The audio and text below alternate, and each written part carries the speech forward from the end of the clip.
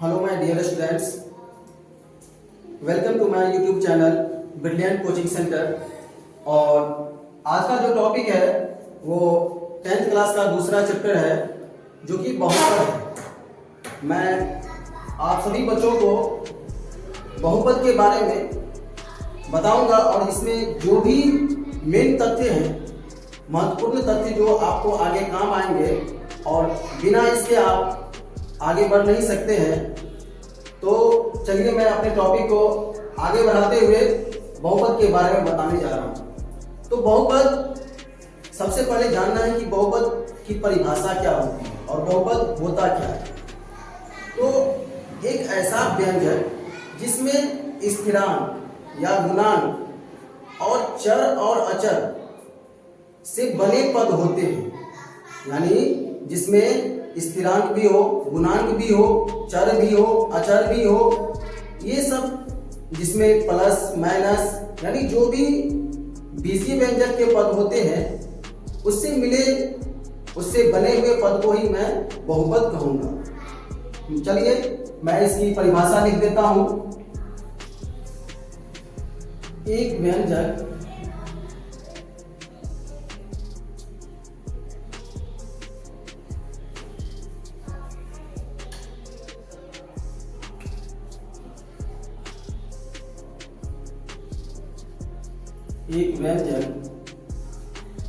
जिसमें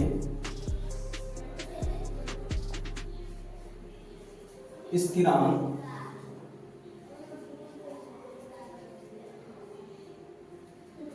गुणांक,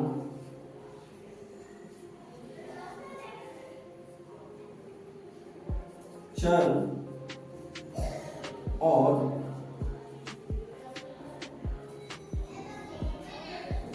घातांक वाले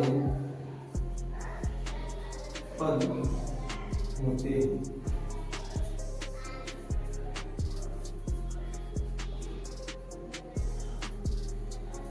एक व्यंजक जिसमें स्थिरांक, गुणांक, चर और घातांक वाले पद होते हैं उसे ही मैं बहुपद कहूंगा। अब मैं एक उदाहरण ले लेता हूं, जैसे कि 4x का power 4 minus 3x cube plus 2x square minus 5x plus 5। इसमें चर पद भी है, अचर पद भी है, गुणांक भी है और घातांक भी है। तो इसमें सारे चीज मिले हुए हैं, तो इसे ही मैं बहुपद कहूंगा। अब चलिए मैं आगे चलता हूं और दूसरे तथ्य जो कि बहुपद की घात है। तो बहुपद की घात होती क्या है, यानी हमारे पास जो बहुपद दिए होंगे और उसमें मुझे निकालने को बोलेगा कि इसके बहुपद की घात को निकालें। तो इसमें बहुपद की घात क्या होगी, तो पहले परिभाषा समझ लीजिए। तो चर x में बहुपद की उच्चतम घात जो सबसे बड़ा पावर होगा उसे ही मैं बहुपद की घात कहूंगा। चर x के बहुपद की उच्चतम घात यानी सबसे बड़ा पावर को बहुपद की घात कहते हैं।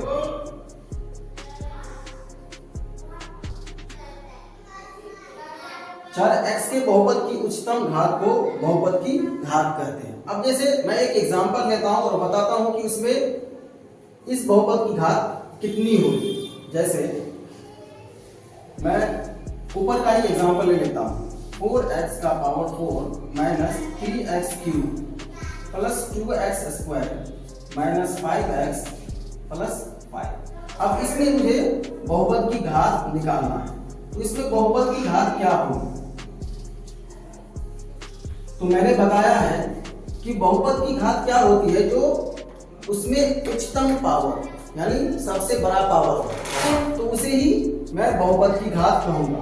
तो इसमें बहुपद की सबसे उच्चतम घात जो है वो मुझे 4 दिखाई दे रहा है, तो इसका बहुपद की घात क्या हो जाएगी, 4 हो जाएगी।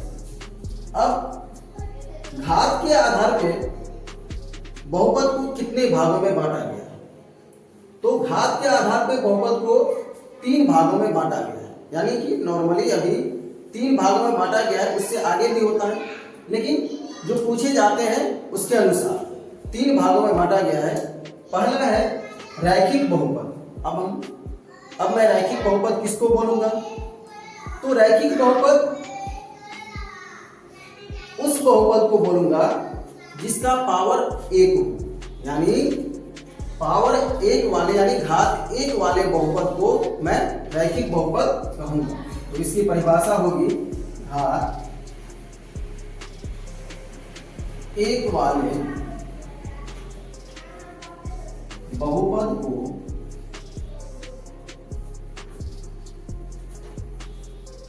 रैखिक बहुपद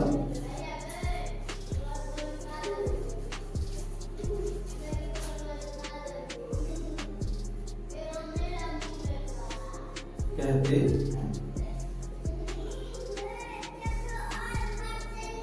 घात 1 वाले बहुपद को रैखिक बहुपद कहते हैं।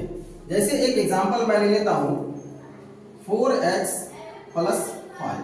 इसमें x की उच्चतम घात जो होती है वो है 1, तो मैं इसे रैखिक बहुपद कहूंगा। जैसे 2x - 3, इसमें x का उच्चतम घात 1 है, तो इसे मैं रैखिक बहुपद कहूंगा। एग्जांपल के लिए अगर y भी ले लेता हूं तो भी ये घात 1 वाला बहुपद है, तो इसे मैं रैखिक बहुपद कहूंगा। अब मैं चलता हूं द्विघात बहुपद। तो द्विघात बहुपद किसे कहेंगे? घात 2 वाले बहुपद को मैं द्विघात बहुपद कहूंगा। जैसे पहले परिभाषा लिख देता हूं, घात 2 वाले बहुपद को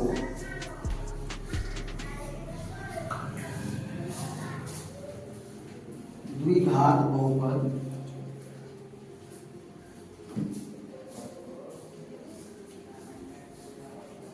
कहते। उदाहरण के लिए मैं ले लेता हूं 2x² + 5x - 3। इसमें x की उच्चतम घात जो है वो 2 है, तो इसे मैं द्विघात बहुपद कहूंगा। फिर जैसे 4y² + 2y - 5, तो इसमें भी y का जो उच्चतम घात है वो 2 है, तो इसे मैं द्विघात बहुपद कहूंगा। अब तीसरा है त्रिघात बहुपद।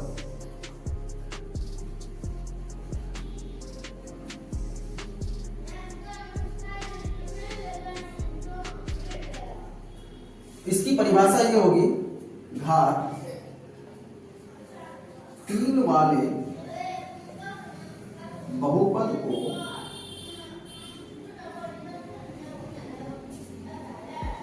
त्रिघात बहुपद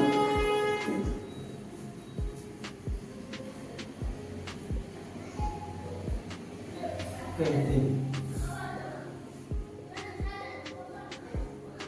यानी उदाहरण के लिए 3x³ + 4x² + 2x - 2, इसमें x की उच्चतम घात जो है वो 3 है, तो इसे मैं त्रिघात बहुपद कहूंगा। जैसे उदाहरण के लिए एक और एग्जांपल, 5x³ - 2x² + 3x - 2, इसमें भी x की उच्चतम घात जो है वो 3 है, तो इसे मैं त्रिघात बहुपद कहूंगा। तो आप लोग इसे जरूर सबसे पहले इसे अच्छे से याद कर लेंगे, तभी आप इसमें समझेंगे कि जो कौन बहुपद क्या है। अगर आपको इसमें से चुनने के लिए दे दिया जाएगा, तो अगर जब तक आप इसकी परिभाषा को नहीं समझेंगे तब तक इसे आप बना नहीं पाएंगे। चलिए मैं आप लोगों को इसका अगला बता रहा हूं, जो बहुपद यानी पद के आधार पर बहुपद का वर्गीकरण। पद के आधार पर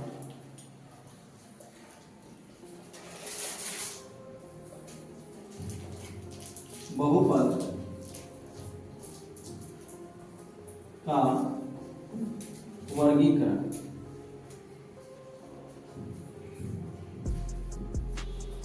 इसमें पहला है एक पदी बहुपद।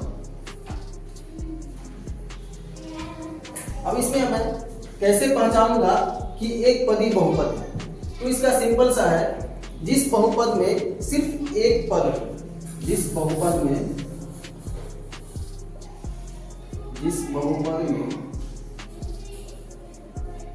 या ऐसे भी लिख सकते हैं, एक पद वाले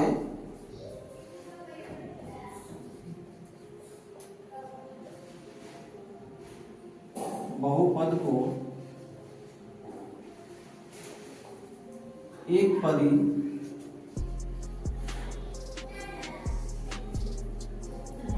बहुपद कहते हैं।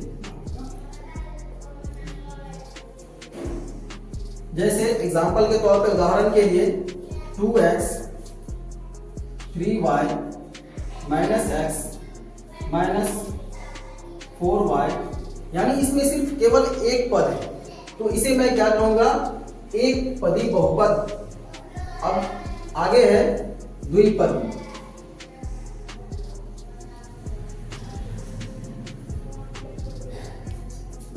उसी तरह से दो पद वाले बहुपद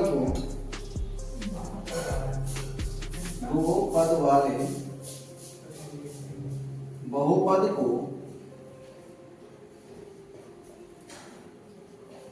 द्विपदी बहुपद कहते हैं।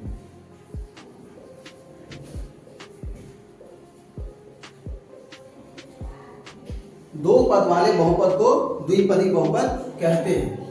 उदाहरण के लिए 2x + 5 3x - 4 3y + 6, यानी इसमें दो पद है, तो इस दो पद वाले बहुपद को मैं द्विपदी बहुपद कहूंगा। अब चलिए चलते हैं तीसरे में, त्रिपदी बहुपद। तो तीन पद वाले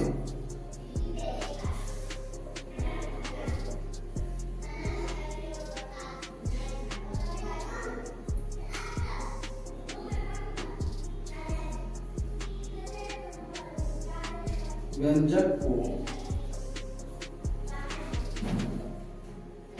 त्रिपदी बहुपद कहते हैं। यहां पर भी व्यंजक लिख सकते हैं।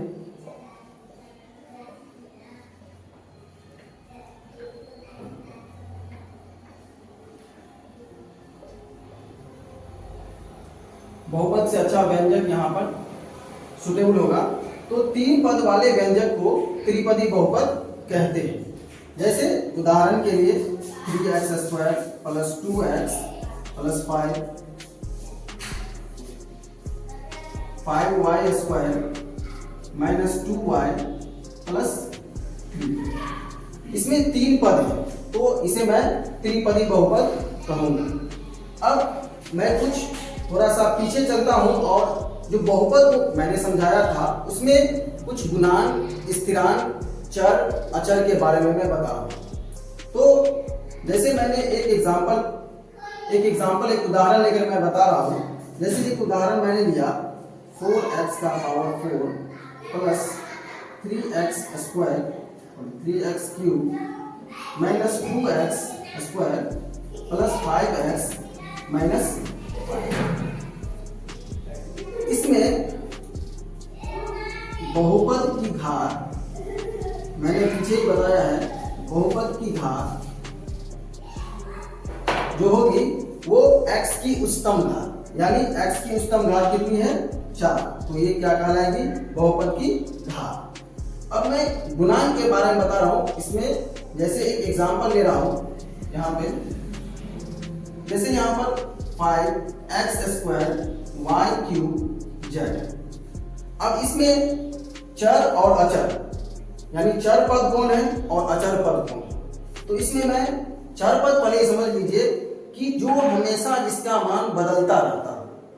जैसे अगर मैं x का मान यहाँ पर 1 ले लूं तो यहाँ पर 1 के अनुसार चलेगा। अगर x का मान मैं 2 ले लूं तो उसका अलग हो जाएगा। तो इसमें लेकिन यहाँ पर 5 जो है इसका मान कभी नहीं बदलेगा, ये 5 का हमेशा 5 ही रहेगा। तो इसमें अचर पद जो है वो 5 है और चर पद जो है वो x, y, z जो ये है वो अचर पद है। अब थोड़ा इसी में मैं ले चलता हूं इसमें गुणांक के बारे में। तो गुणांक, तो अगर पूछ दे इसमें कि 5x² y³ z, जैसे 5x² y³ z में y³ का गुणांक क्या होगा?